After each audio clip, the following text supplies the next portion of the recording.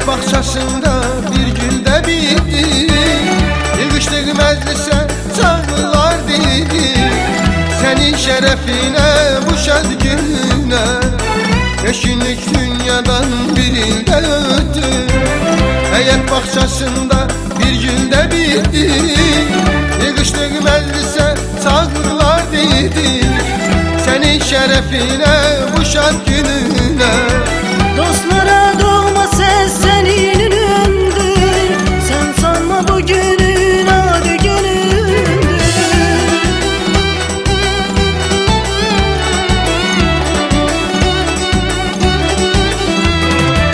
Dostlara doğma ses senin ünündür. Sen sanma bugünün adı günündür. Sevini azizim bak adı günündür. Talihinde senin en şad günündür. Sevini azizim bak adı günündür. Talihinde senin en şad günündür. Tebrik söyleyirik sana yürekten, hoş gün dileyirik sana felekten. Hiç seçilmeyirsen vallahi melekten. Ak günün mübarek mübarek olsun.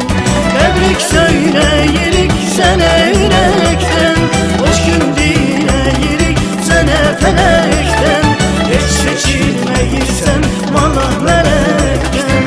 Ak günün mübarek mübarek olsun.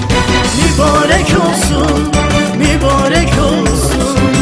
Ak günün mübarek olsun. Mübarek olsun, mübarek olsun. Ak günün mübarek olsun.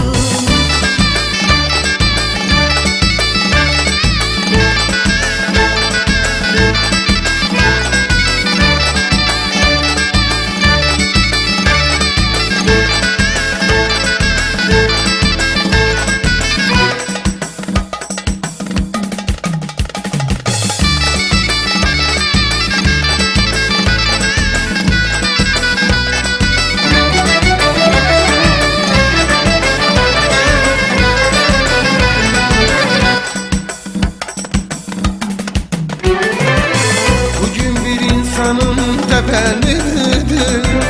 Dostlar şadlıq edir, hamı rəqs edir. Qədəh cingildəyir, badə səs edir. Ad günün mübarək, mübarək olsun.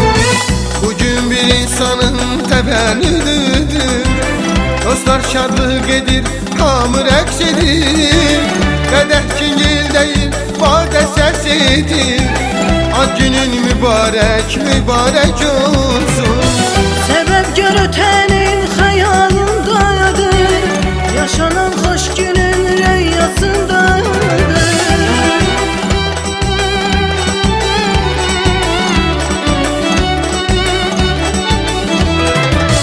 Sebep görüten